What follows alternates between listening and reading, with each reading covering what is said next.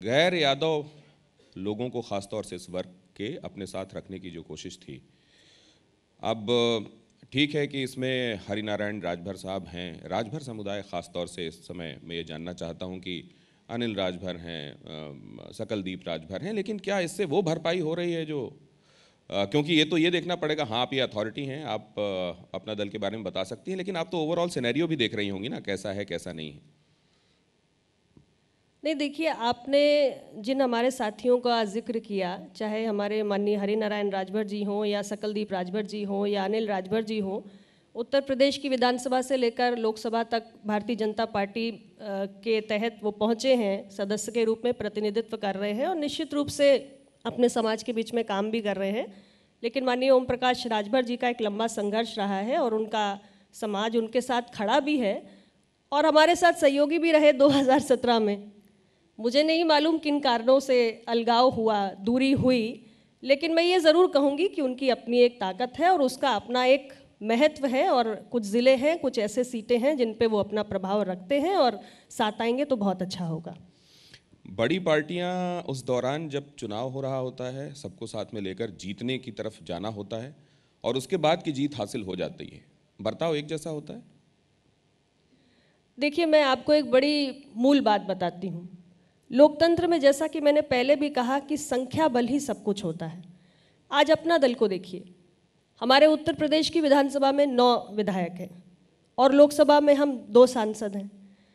अगर हमारे पास इससे ज़्यादा बड़ी संख्या में सांसद होंगे, विधायक होंगे, हमारी राजनीतिक ताकत और बड़ी होगी, तो निश्चित रूप से सरकार में हमारा हस्तक्षेप भी ज़्यादा होगा, हमारी लड़ाई भी ज़्यादा बड़ी होगी। वो एक अलग विषय है, एक अलग पहलू है कि अपनी सीमित राजनीतिक ताकत के साथ या एक सीमित प्रतिनिधित्व के साथ भी हमने अपने सामाजिक न्याय के मुद्दों पर कभी समझौता नहीं किया है। लेकिन इस बात को आप कभी भी डिनाई नहीं कर सकते हैं कि लोकतंत्र के अंदर जितनी बड़ी आपकी ताकत होती है, उतना बड़ा आपका हस्तक्षेप होता है। बड़ी पार्टियों के साथ आप गठबंधन में हैं तो आपका हस्तक्षेप बढ़ेगा अगर आपकी सीटें, आपके चुने हुए प्रतिनिधियों की संख्या बढ़ेगी। जब तक आपकी ताकत सीमित होती है, तब तक बड़े दल, क्योंकि उनकी संख्या अधिक होती है, तो निश्चित रूप से उनका ज़्यादा रोल होता है, उनकी ज़्यादा भूमिका होती है। क्योंकि यही बात अभी अब समाजवादी पार्टी के साथ जो पुराने साथी आपके जुड़ गए हैं, वो यही समझाने की कोशिश कर रहे हैं लोगों को कि देखिए, दरवाज़ा जो है वो कब्ज़ों में, हिंजेस में लगा होता है। वो हिंजेस बनी है पावर की, जब तक वो हिंजेस नहीं होंगे, आप नहीं तय करेंगे कि दरवाज़ा किधर लगेगा, तब तक वो, और प्रकारांतर से आप भी वही बातें कह रही हैं। अब मैं ये जानना चाहता हूँ कि ये इसमें बड़ी पार्टियाँ क्या उन छोटी पार्टियों की भावनाओं को एक बार जीतने के बाद अकोमोडेट कर पाती हैं या उसमें कहीं कोई कमी बेशी रह जाती है? क्यों ये जोर देकर समझाना पड़ता है इन पार्टियों को जो लोकल एस्पिरेशन को एक तरीके से आवाज़ देती हैं, उनको बार बार इस बात को रीइंफोर्स क्यों करना पड़ता है?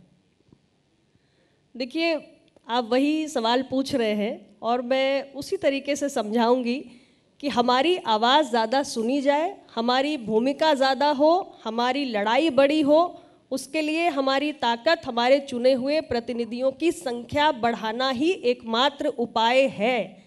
बड़ी पार्टियां सिर्फ शोर मचाने से नहीं सुनती हैं, बड़ी पार्टियां भी ज़मीन पर हमारी ताकत और सदन में हमारे चुने हुए प्रतिनिधियों की संख्या के दम पर ही सुनती हैं। तो हम ज़मीन पर हैं तो बड़ी पार्टियों की भी मजबूरी है कि हमें साथ में रखना है। और मेरा ये मानना है कि जैसे बड़ी पार्टियों की अपनी ताकत होती है, वैसे छोटी पार्टियों का भी अपना एक समर्थन का एक पूरा वर्ग, समर्थक वर्ग होता है और दोनों साथ में मिलेंगे तभी सार्थक परिणाम आएंगे। अगर हम एक दूसरे के साथ नहीं चलेंगे तो मुझे नहीं लगता कि कोई बड़ा व्यापक परिवर्तन हो सकता है।